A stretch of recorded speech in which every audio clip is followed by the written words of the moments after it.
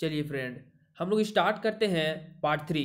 ठीक है, part first और पार्ट सेकेंड वाली वीडियो को अगर आप नहीं देखे हैं तो आप प्लेलिस्ट में जाकर आप देख सकते हैं, या फिर आप डिस्क्रिप्शन से उसका लिंक दिया हुआ है तो वहाँ से आप डिस्क्रिप्शन से आप देख सकते हैं। ठीक है, तो चलिए आज हम लोग पार्ट 3 स्टार्ट करते हैं। और मैं आपको बता देता हूँ फ्रेंड कि ये चैप्टर 6 है। ठीक है, चैप्टर 6 है। ठीक है, उत्पादन फलन करके नाम है। ठीक है, और मैंने सबसे पहले बता दिया हूँ कि मैं किस किस टॉपिक को पढ़ाऊंगा। ठीक है, तो इससे पहले मैंने आपको पढ़ाया था, उसके बाद मैं आपको पढ़ाता हूँ कि स्थिर एवं परिवर्ती साधन। स्थिर एवं परिवर्ती साधन क्या होते हैं। साधन दो प्रकार के होते हैं, एक होता है स्थिर साधन और एक होते हैं परिवर्तनशील साधन। तो ये अल्पकाल में लागू होता है। ठीक है, ये स्थिर और परिवर्तनशील जो होता है ये अल्पकाल में होता है, यानी शॉर्ट रन में होता है। ठीक है, तो यहाँ आप देख सकते हैं कि उत्पादन साधन दो प्रकार के होते हैं, यानी कि उत्पादन के जितने भी साधन होते हैं वो दो प्रकार के होते हैं। किस काल में? तो अल्पकाल में। ठीक है, अल्पकाल में होता है। ठीक है, एक होता है स्थिर साधन और दूसरा होता है परिवर्ती साधन। तो स्थिर साधन वे हैं जिनका प्रयोग उत्पादन के प्रत्येक स्तर पर एक समान बना रहता है, चाहे उसका उत्पादन शून्य ही क्यों ना हो। जैसे मशीनें हो गई, बिल्डिंग हो गई, ये सब क्या है? स्थिर साधन के उदाहरण है। ठीक है, तो जैसे मान लेते हैं बिल्डिंग, चाहे हमको कोई रेंटर मिले चाहे ना मिले। ठीक है, इस बिल्डिंग में मान लेते हैं कि 100 लोग रह सकते हैं। ठीक है, 100 रेंटर्स को दे सकते हैं। अब इसमें 99 रहे, चाहे 88 रहे, चाहे 0 रहे, चाहे 2 रहे, तो शून्य ही क्यों ना हो, लेकिन ये स्थिर है। इसको हम लोग, अगर एक रेंटर है तो क्या क्या हम इस बिल्डिंग को छोटा कर सकते हैं? क्या नहीं कर सकते हैं। अगर मान लेते हैं मशीन है, ठीक है, ये हमारा स्थिर साधन में आता है। अल्पकाल में अगर हमें बहुत ज़्यादा समय दिया जाए तो हो सकता है कि हम उसको तोड़ के छोटा कर दें। ठीक है, या मान लेते हैं कि 100 अगर रेंटर रहने वाले हैं, तो अगर मान लेते हैं 200 रेंटर चाहिए, तो क्या तुरंत हम इतना बड़ा और बिल्डिंग बना सकते हैं? क्या नहीं बना सकते, तुरंत में नहीं बना सकते। ठीक है, इसे हमें लिए समय चाहिए। तो इसलिए क्या होता है कि अल्पकाल में एक स्थिर साधन होता है, दूसरा परिवर्तनशील साधन होता है। तो उसी को यहाँ कहा जा रहा है कि वे साधन जिनका प्रयोग उत्पादन के प्रत्येक स्तर पर एक समान बना रहता है, चाहे उसका उत्पादन शून्य ही क्यों ना हो। मशीनें, बिल्डिंग आदि ये क्या है? स्थिर साधन है। परिवर्ती साधन क्या होते हैं? वे साधन जिनका प्रयोग उत्पादन मात्रा बढ़ाने के लिए, उत्पादन की मात्रा को बढ़ाने के लिए, बढ़ाने पर बढ़ता चला जाता है। शून्य उत्पादन स्तर पर परिवर्ती साधन का प्रयोग भी शून्य होता है। श्रम, कच्चा माल, ये सब क्या है? परिवर्ती साधन के उदाहरण है। तो परिवर्ती साधन क्या कहना चाहता है? तो वे साधन जिनका प्रयोग उत्पादन मात्रा, जो उत्पादन की जो मात्रा है, पहले इतना हो रहा था, अब उत्पादन मात्रा को बढ़ाना है। ठीक है, तो उत्पादन की मात्रा को बढ़ाने पर बढ़ता चला जाता है। उत्पादन की मात्रा को अगर हम लोग बढ़ाते चला जाएंगे तो वो बढ़ता चला जाएगा। शून्य उत्पादन, जीरो उत्पादन पर परिवर्ती साधन का प्रयोग भी शून्य होता है। शून्य उत्पादन पर परिवर्ती साधन, जो परिवर्ती साधन होते हैं, क्या कच्चा माल, ये सब परिवर्तनशील होते हैं, तो इन ये भी क्या होते हैं? का प्रयोग भी शून्य होता है। अगर हम लोग उत्पादन ही नहीं करेंगे तो इनका प्रयोग ही नहीं होगा। ठीक है, तो परिवर्ती साधन की उदाहरण है। ठीक है, चलिए आगे देखते हैं हम लोग। आगे है कि अल्पकाल और दीर्घकाल के बारे में थोड़ा सा पढ़ लेते हैं। ठीक है, तो अल्पकाल में उत्पादन का पैमाना नहीं बदलता है। अल्पकाल में क्या उत्पादन के पैमानों को बदल सकते हैं? नहीं बदल सकते। केवल परिवर्तनशील साधन का आकार बदलकर साधनों का प्रयोग अनुपात बदला जा सकता है। सिर्फ जो परिवर्तनशील साधन होते हैं उनको बदल करके हम लोग उत्पादन को बढ़ा सकते हैं। ठीक है, इसलिए परिवर्तनशील अनुपात आधारित उत्पादन फलन एक अल्पकालीन उत्पादन फलन है। ठीक है, इसके विपरीत ही क्या होता है? दीर्घकाल में उत्पादन के पैमाने, यानी प्लांट का कार्य, उत्पादन क्षमता सभी को परिवर्तन कर सकते हैं, जिससे साधनों का प्रयोग अनुपात एक समान बना रहता है। इसलिए समान अनुपात उत्पादन फलन केवल दीर्घकालीन उत्पादन फलन में संभव है। ठीक है, समान अनुपात उत्पादन फलन में बढ़ाने के लिए कौन सी काल में संभव है? तो दीर्घकाल में संभव है। ठीक है, आप इसका पीडीएफ डाउनलोड कर सकते हैं फ्रेंड डिस्क्रिप्शन से। ठीक है, चलिए आगे हम लोग देखते हैं कि उत्पादन के नियम। तो उत्पादन के ये नियम देखिए, दो नियम। ठीक है, एक साधन के प्रतिफल और दूसरा है पैमाने के प्रतिफल। तो एक साधन के प्रतिफल को हम लोग कह सकते हैं, एक साधन परिवर्तनशील होता है और शेष साधन क्या होते हैं? स्थिर होते हैं। ठीक है, एक साधन परिवर्तनशील और शेष क्या होते हैं, साधन स्थिर होते हैं। यानी इसमें कुछ साधन स्थिर होते हैं और कुछ परिवर्तनशील होते हैं, और इसमें सभी साधन क्या होते हैं, परिवर्तनशील होते हैं, सभी के आकार को बदल सकते हैं। ये परिवर्तनशील अनुपात के नियम पर कार्य करता है और ये समान अनुपात पर नियम का कार्य करता है। ठीक है, ये समान अनुपात में इसको बदलाव किया जा सकता है, और इसे अल्पकालीन परिवर्तनशील अनुपात का नियम कहा जाता है या उत्पत्ति का नियम कहा जाता है। ठीक है, और इसे दीर्घकाल में पैमाने का प्रतिफल कहा जाता है। एग्जाम में आपका इसका अंतर भी पूछ सकता है। ठीक है, तो हम लोग पढ़ेंगे कि अल्पकाल में परिवर्तनशील अनुपात का नियम अथवा उत्पत्ति का नियम। तो उत्पत्ति का नियम क्या कहता है, उत्पत्ति का नियम अथवा परिवर्तनशील अनुपात का नियम। तो परिवर्तनशील अनुपात का नियम में एक परिवर्तनशील होता है और एक क्या होता है, स्थिर होता है। ठीक है, उसी को हम लोग पढ़ेंगे।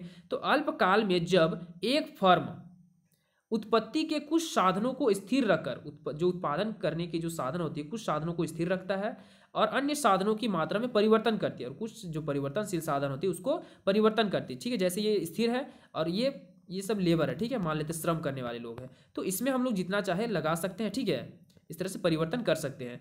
जब उत्पादन की मात्रा में जो परिवर्तन आता है उन्हें उत्पत्ति के नियमों के नाम से जाना जाता है। ठीक है, अब जो परिवर्तनशील साधनों का जितना भी बदलाव करते हैं, ठीक है, तो उत्पादन में तो प्रभाव पड़ेगा ही।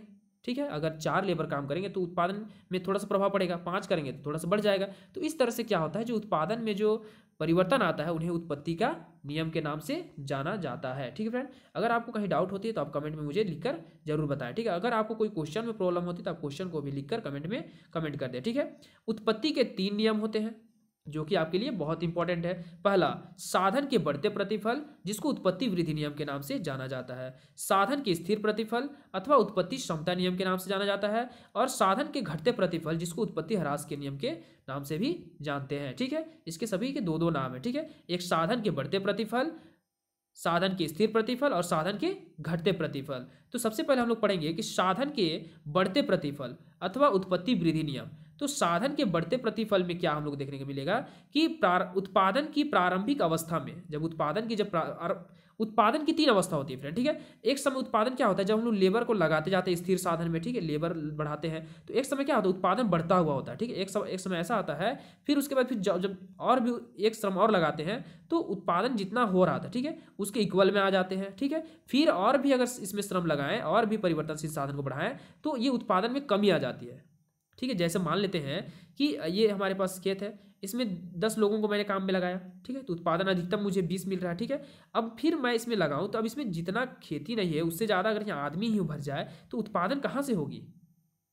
ठीक है, तो उसमें प्रॉब्लम आ जाती है। ठीक है, तो इस वजह से क्या होता है, उत्पत्ति में फिर इसमें ह्रास नियम आ जाता है। ठीक है, तो अब इसका परिभाषा हम लोग देखते हैं जो कि ब्रह्म ने दिया है, ब्रह्म के शब्दों में।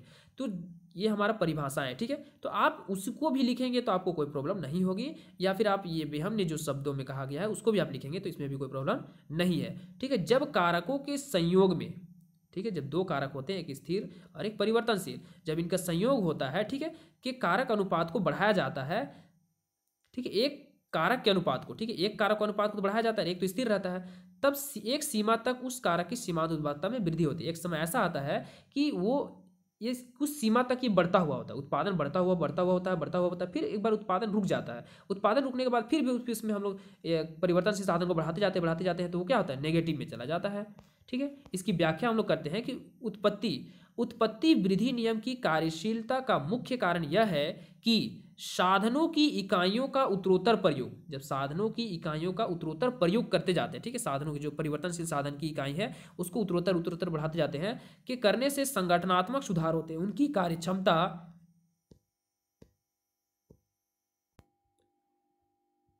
में वृद्धि होती है। ठीक है, कार्यक्षमता में वृद्धि होती है। पैमाने की आंतरिक एवं बाह्य बचतें प्राप्त होती है, जिसके फलस्वरूप स्थिर एवं अविभाज्य साधनों का अनुकूलतम प्रयोग संभव होने लगता है, जिसके कारण सीमांत उत्पादकता और औसत उत्पादकता दोनों बढ़ने लगते हैं। ठीक है, तो ये साधन के बढ़ते प्रतिफल में क्या होते हैं, सीमांत उत्पाद भी बढ़ने लगता है और औसत उत्पाद भी बढ़ता हुआ होता है। ठीक है, और ये आंतरिक और बाह्य बचतें हैं फ्रेंड। ठीक है, मैं उसको एक अलग से टॉपिक में मैं उसको अच्छी तरह से समझा दूंगा। ठीक है, चलिए यहाँ हम लोग देखते हैं, क्योंकि चैप्टर थोड़ा लंबी है जिस वजह से आप लोगों को थोड़ा समझने में टाइम लगेगा। ठीक है फ्रेंड, और इसलिए मैं थोड़ा स्पीड में ही बता रहा हूँ। अगर आपको ना समझ में आए तो आप मुझे कमेंट में ज़रूर बताएं।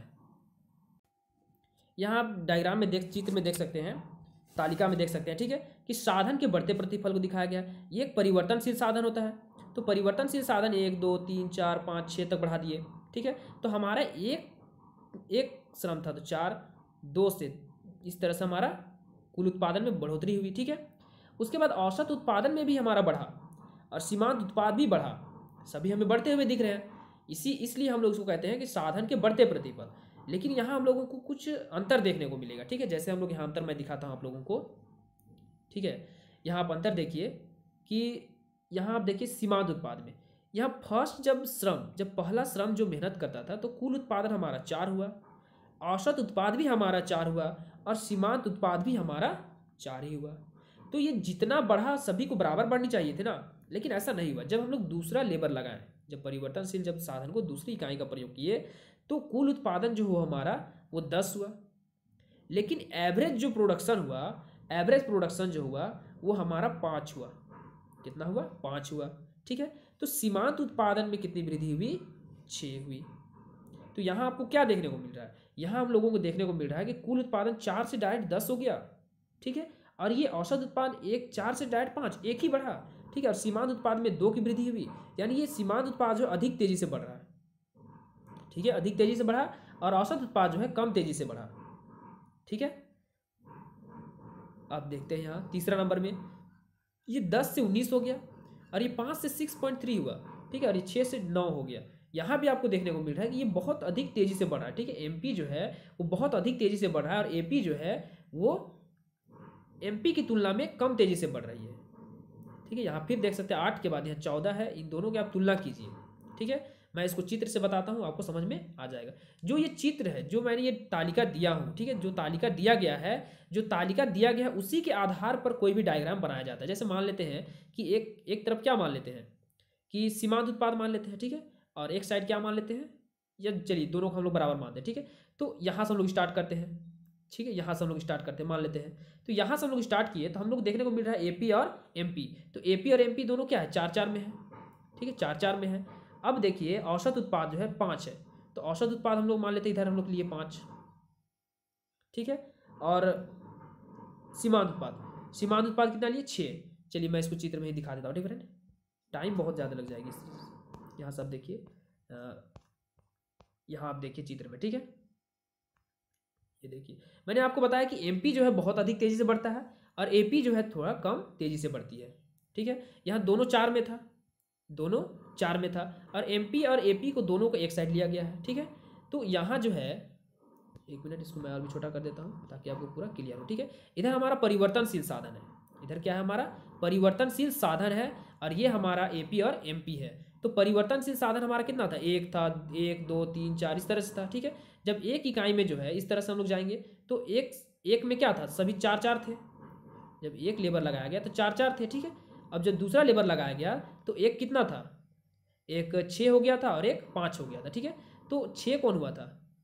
ठीक है, 6 हुआ था एमपी, 6 नहीं, हाँ ये 6 हुआ था और ये 5 हुआ था, ठीक है। एपी क्या? 5 हुआ था। जब तीसरी इकाई का प्रयोग किए थे और तेजी से बढ़ा और ये कम। तो यहाँ से हम लोगों को एक चित्र मिल गया कि ये क्या है, एमपी जो है अधिक तेजी से बढ़ता है और एपी कम तेजी से बढ़ता है, ठीक है। यही बस समझाना चाहता था। अगर आप इसको पढ़ना चाहते हैं तो यहाँ से आप इस चित्र को भी पढ़ सकते हैं, ठीक है, तो आपको पूरा क्लियर हो जाएगा, ठीक है। यहाँ आप देखिए कि उपयुक्त तालिका को यदि आप ग्राफ पेपर पर खींचा जाए तो हमें उत्पत्ति वृद्धि नियम एपी तथा एमपी की चित्र के अनुसार आकृति प्राप्त होगी।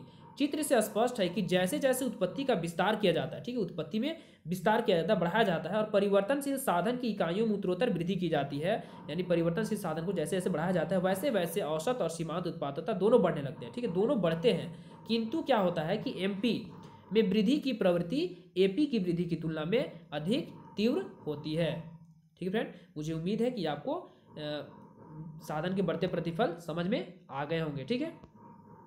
अब हम लोग पढ़ेंगे दूसरा, उत्पत्ति का 3 नियम मैंने बताया था आपको, ठीक है।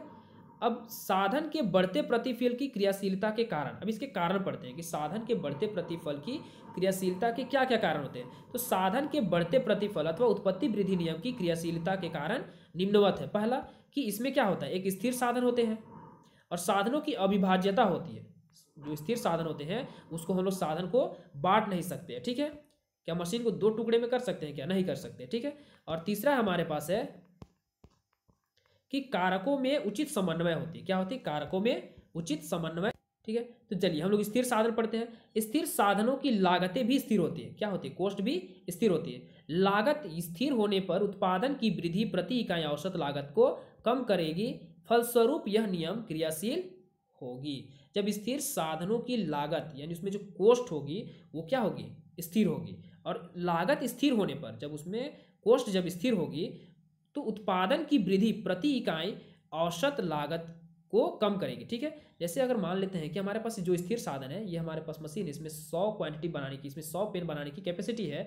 तो अगर हम लोग मान लेते हैं कि सबसे पहले 10 पेन बनाते हैं, तो 10 पेन, तो एक पेन बनाने में हमें 2 रुपया लगा, ठीक है। अगर हम लोग इसे 50 पेन बनाए तो हो सके कि एक पेन 1.5 रुपया लगे, ठीक है। तो इसकी औसत लागत में कमी होती है, बस यही कहना चाह रहा है। साधनों की अविभाज्यता, इस नियम के क्रियाशील होने के कारण इसकी ओर श्रीमती जॉन रॉबिन्स ने ध्यान आकृष्ट किया, ठीक है। ये साधनों की अविभाज्यता जो है, इसकी ओर किसने ध्यान आकृष्ट किया? तो श्रीमती जॉन रॉबिन्स ने ध्यान आकृष्ट किया।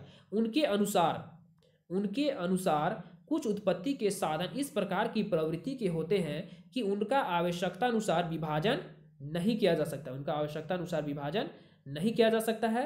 जैसा हमें मन करे वैसा विभाजन कर सकते हैं क्या? स्थिर साधन को नहीं कर सकते, ठीक है। जैसे अगर मान लेते हैं कि हमारे पास एक मशीन है, ठीक है। अब एक को चाहिए कि नहीं, मैं क्या कर रहा हूँ, इसका आधा ही प्रयोग कर रहा हूँ। ये 100 क्वांटिटी उत्पादन करता है, 100 पेन बनाता है, मैं 50 पेन उत्पादन कर रहा हूँ। क्या हमें 50 को और बेच सकते हैं कि नहीं तुम लोग 50 उत्पादन करोगे? कि नहीं बेच सकते, ठीक है। हाँ, इसमें हम लोग परिवर्तनशील साधन लगा के हम लोग उसको और 100 उत्पादन करवा सकते हैं, ठीक है। तो उसी को यहाँ कह रहे हैं श्रीमती जॉन्स रॉबिन। उनका आवश्यकता अनुसार विभाजन नहीं किया जा सकता है। ऐसे साधनों को प्रारंभ से ही एक निश्चित मात्रा में प्रयोग करना पड़ता है। प्रारंभ से ही क्या करना पड़ता है कि एक निश्चित मात्रा में प्रयोग करना पड़ता है। प्रारंभ में उसको बनाना पड़ता है, ठीक है। बड़े उपकरण, इंजीनियर आदि ऐसे उत्पत्ति के साधनों के उदाहरण है। प्रारंभ में स्थिर साधन के साथ कम परिवर्तनशील साधन के प्रयोग किए जाने के कारण स्थिर साधनों का पूर्ण विदोहन नहीं होता है, ठीक है। जितना उसमें लेबर लगाना उतना हम लोग नहीं लगाते हैं, तो स्थिर साधनों का पूरी तरह से यूटिलाइज नहीं किया जाता, नहीं होता है, ठीक है।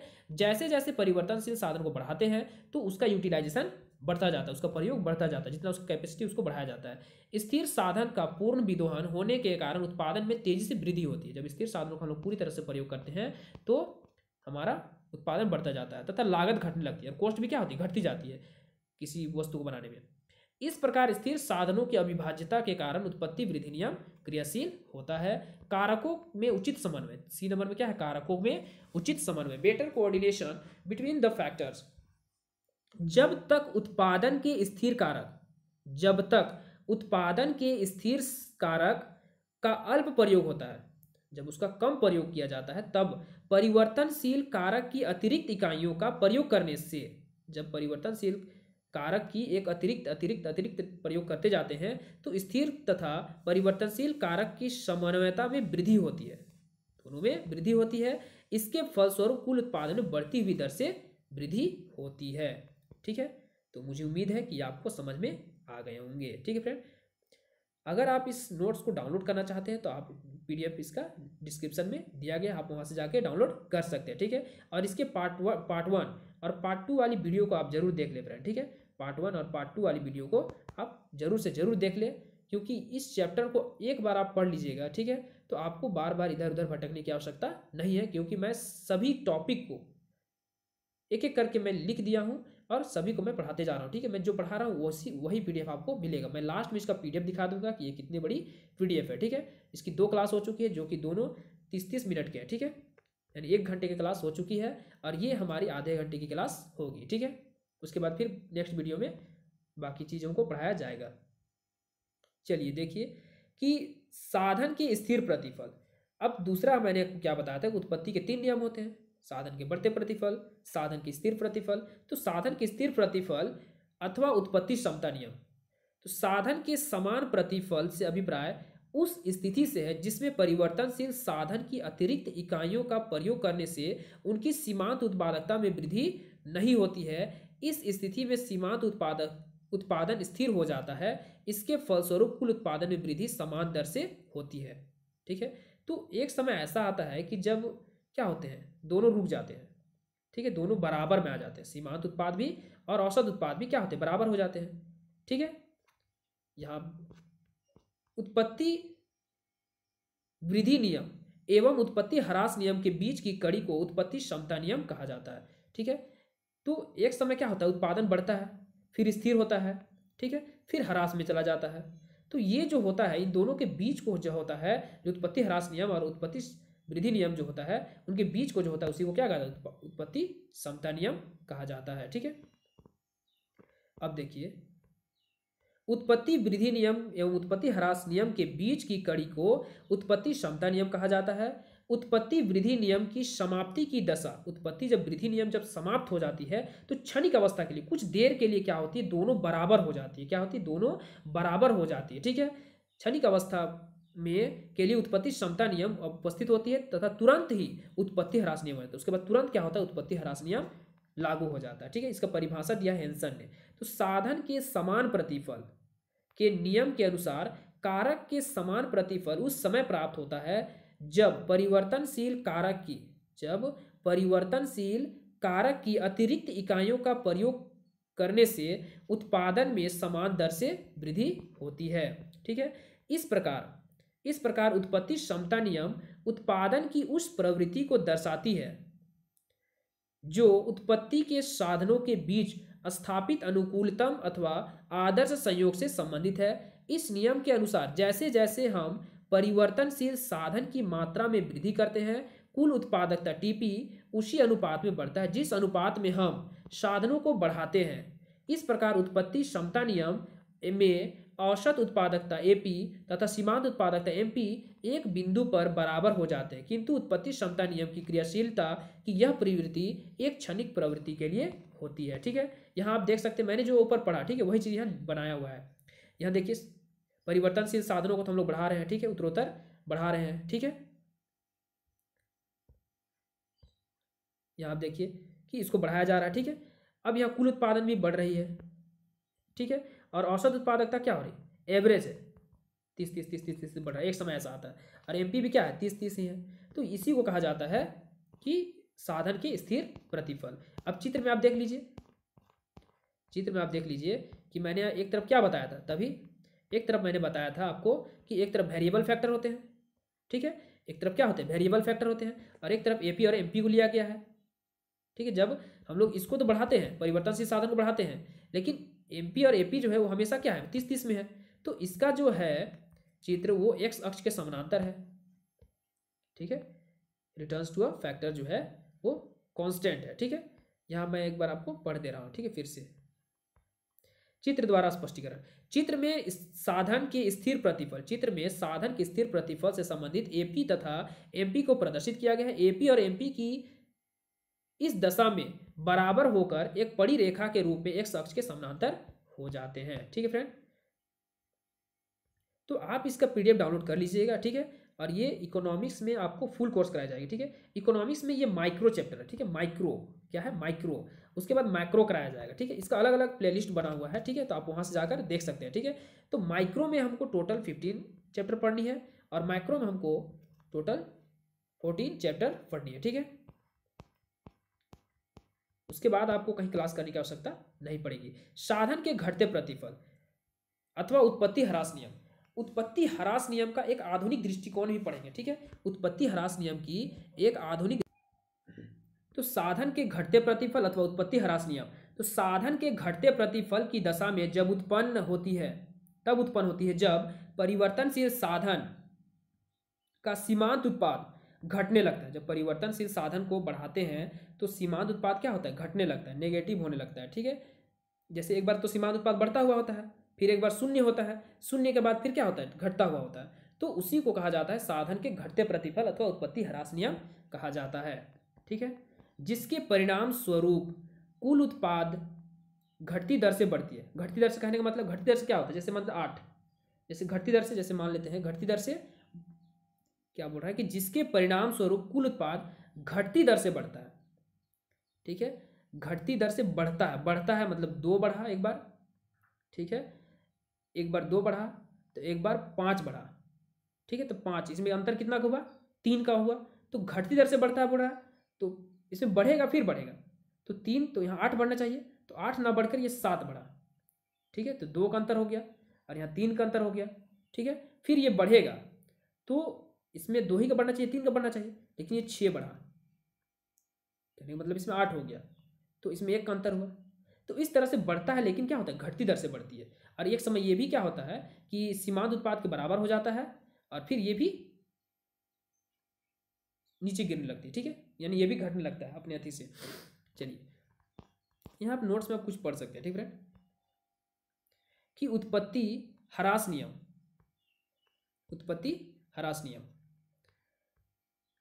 उत्पत्ति ह्रास नियम अल्पकालीन उत्पादन फलन का तीसरा नियम है। अल्पकालीन उत्पादन फलन का ये तीसरा नियम है, किंतु आधुनिक अर्थशास्त्री उत्पत्ति के तीनों नियमों को एक ही नियम मानते, उत्पत्ति के तीनों नियमों को क्या मानते, एक ही नियम मानते हैं, ठीक है, बढ़ते प्रतिफल, स्थिर प्रतिफल और घटते प्रतिफल, तीनों नियमों को क्या मानते, एक ही मानते हैं। उसे कहते हैं परिवर्तनशील अनुपात का नियम। इसका नाम क्या दिया है, परिवर्तनशील अनुपात का नियम। आधुनिक अर्थशास्त्रियों के दृष्टि से में उत्पत्ति का मूलतः एक ही नियम है, वो भी उत्पत्ति ह्रास नियम, एक ही नियम यही है, ठीक है, परिवर्तनशील अनुपात का नियम। अब हम लोग पढ़ेंगे उत्पत्ति ह्रास नियम का आधुनिक दृष्टिकोण। क्या पढ़ेंगे, उत्पत्ति ह्रास नियम का आधुनिक दृष्टिकोण। अभी इसका क्या दृष्टिकोण, इसका वैज्ञानिक इसे किस नजर से देखते हैं वो हम लोग पढ़ेंगे। तो उत्पादन में जब स्थिर साधनों के साथ, ठीक है, उत्पादन में जब स्थिर साधनों के साथ परिवर्तनशील साधन की मात्रा में वृद्धि की जाती है, स्थिर साधन के साथ क्या किया जाता है कि परिवर्तनशील साधन की मात्रा में वृद्धि की जाती है, तो श्रम विभाजन एवं विशिष्टीकरण के कारण अविभाज्य साधन का कुशल प्रयोग संभव हो पाता है। जो अविभाज्य साधन है उसमें हम लोग क्या करते हैं, उसकी अच्छी तरह से यूटिलाइजेशन हो जाती है, यानी उसका पूर्ण प्रयोग होने लगता है। और एक बिंदु पर साधनों का आदर्श संयोग स्थापित जाता है। एक समय क्या होता है कि साधनों का पूरी तरह से फिटिंग बैठ जाता है, क्या होता है, पूरी तरह से फिटिंग बैठ जाता है, ठीक है, फिटिंग बैठ जाता है। मतलब क्या कहने का मतलब क्या है, जैसे मान लेते हैं कि एक मशीन है, इस मशीन में 100 लोगों को काम करना चाहिए, लेकिन इसे 50 ही कर रहा है। धीरे धीरे जब बढ़ाया जाता है तो एक समय कैसा आता है, जब 100 आदमी इसमें काम करने लगते हैं, अब इसमें आप 200 आदमी लगा देंगे तो क्या होगा, नुकसान होगा, ठीक है। उससे वही चीज़ हुआ है कि एक समय ऐसा आता है कि साधनों का आदर्श संयोग स्थापित हो जाता है। इस बिंदु के बाद जैसे परिवर्तनशील साधनों की इकाइयों में वृद्धि की जाती है, उसके बाद जब वृद्धि की जाती है वैसे वैसे सीमांत उत्पाद यानी एमपी फिर गिरने लगता है, एमपी गिरने लगता है। तो प्रतिष्ठित अर्थशास्त्रियों ने इसी स्थिति को उत्पत्ति ह्रास नियम के नाम से पुकारा है। मार्शल एवं उनके अनुयायियों ने उत्पत्ति ह्रास नियम को केवल कृषि तक सीमित रखा था, कृषि तक ही सीमित रखा था, किंतु आधुनिक अर्थशास्त्री इसे कृषि तक ही सीमित न रखकर उत्पादन के प्रत्येक क्षेत्र में क्रियाशील मानते हैं, ठीक है। इसका परिभाषाएं भी आप देख सकते हैं कि स्ट्रीगलर के अनुसार जब कुछ उत्पत्ति साधनों को स्थिर रखकर एक उत्पत्ति साधन की इकाइयों में समान वृद्धि हो जाए तब एक निश्चित बिंदु के बाद उत्पादन में की उत्पन्न होने वाली वृद्धियां कम हो जाएंगी, अर्थात सीमांत उत्पाद घट जाएगा। श्रीमती जॉन रॉबिन्स के अनुसार क्या कहा जा रहा है कि उत्पत्ति ह्रास नियम यह बताता है कि यदि एक उत्पत्ति के साधन की मात्रा को स्थिर रखा जाए तथा अन्य साधनों की मात्रा में उत्तरोत्तर वृद्धि की जाए तो एक निश्चित बिंदु के बाद उत्पादन घटती दर से वृद्धि होगी। घटती दर से मैंने आपको बताया, ठीक है, वृद्धि तो होगी लेकिन वो घटते क्रम में वृद्धि होगी। जैसे एक बार 3 का वृद्धि किया, एक बार 4 का वृद्धि किया, इस तरह से वृद्धि हो रही है, लेकिन इतना इतना कम होते जा रही है, ठीक है, एक एक कम होते जा रही है। प्रोवेहम के अनुसार उत्पादन के साधनों के संयोग में एक साधन का अनुपात जैसे जैसे बढ़ाया जाता है वैसे वैसे एक बिंदु के बाद उस साधन का सीमांत और औसत उत्पादन घटने लगता है, ठीक है। बहुत ज़्यादा अगर किसी चीज़ को, जैसे हम लोग मान लेते हैं, एक मैं आपको अच्छा एग्जांपल देता हूँ, ठीक है, ये जैसे आपको भूख लगी है, आप ये हैं, ठीक है, आपको भूख लगी है, आपको भूख लगी, जब आपको रोटी दिया जाएगा, पहला रोटी दिया जाएगा तो आप तो बहुत चाव से खाएंगे। क्या आपका एक रोटी में मन भर गया? नहीं भरा, ठीक है। आप जब दूसरी रोटी खाएंगे तो आपका जो सीमांत उत्पाद है वो क्या हुआ, धीरे धीरे घटेगा, ठीक है। फिर जब तीसरा रोटी दिया जाए तो आपका जो पेट जो है वो मान चलिए 3 रोटी में भर गया, ठीक है, 3 रोटी में भर गया, मतलब आप सीमांत उत्पाद क्या आपका 0 हो गया, ठीक है। आपको तो पेट में और जा रही है, ठीक है, लेकिन घट रही है, मतलब जो आपकी इच्छा है वो क्या हो रही, घटते जा रही है। अब इस समय पेट भर जाएगा तो इच्छा कम हो जाएगी, और जब एक रोटी और दिया जाए तो किसी तरह से आप खा जाएंगे, लेकिन आप नेगेटिव में आ जाएंगे, ठीक है। और एक रोटी दिया जाए और एक रोटी दिया जाए, क्या आप खा पाएंगे? तो ये नेगेटिव में चला जाता है, ठीक है। तो एक समय ये क्या होता है, घटती दर से बढ़ती है, ठीक है, और फिर ये जीरो आती है, फिर ये नेगेटिव हो जाती है, इसी को सीमांत उत्पाद कहा जाता है, ठीक है। अब पढ़ेंगे नियम की मान्यताएं, ठीक है। ये जितने भी हम लोग पढ़े उस नियम की अब क्या मान्यताएं हैं,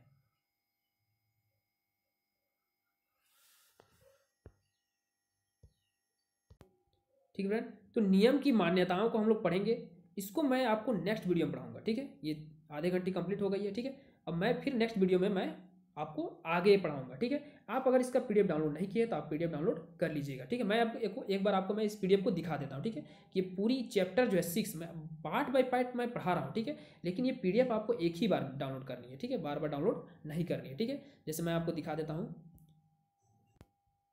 यहाँ आप देखिए मैंने फर्स्ट में आ गया हूँ, ठीक है। ये पेज नंबर है हमारा, एक पेज नंबर, ठीक है। और ये हमारा दूसरा पेज नंबर, ठीक है। अब इस तरह से जब आएंगे तब पूरी नीचे आ जाइए, ठीक है। आप पेज नंबर आप देख लीजिए तो आपको सब समझ में आ जाएगी कि ये कितने लंबी है, ठीक है फ्रेंड। अगर आपको डाउनलोड करने की इच्छा है तभी आप डाउनलोड करें, ठीक है, वरना आप कोई बुक से भी पढ़ सकते हैं, ठीक है, कोई दिक्कत नहीं है। आप कोई बुक में भी पढ़ेंगे तो आपको पूरी तरह से समझ में आ जाएगा, ठीक है फ्रेंड। अगर आपके पास बुक है तो आप पीडीएफ डाउनलोड ना ही करें, ठीक है। अगर आपके पास कोई अच्छी बुक है तो आप पीडीएफ डाउनलोड ना भी करें तो अच्छी बात है, ठीक है। ये टोटल 72 पेज का, ठीक है, 71 पेज का है, ठीक है। तो अगर आपको अच्छा लगे वीडियो तो चैनल को सब्सक्राइब कर लीजिएगा, ठीक है फ्रेंड। चलिए, थैंक यू फ्रेंड।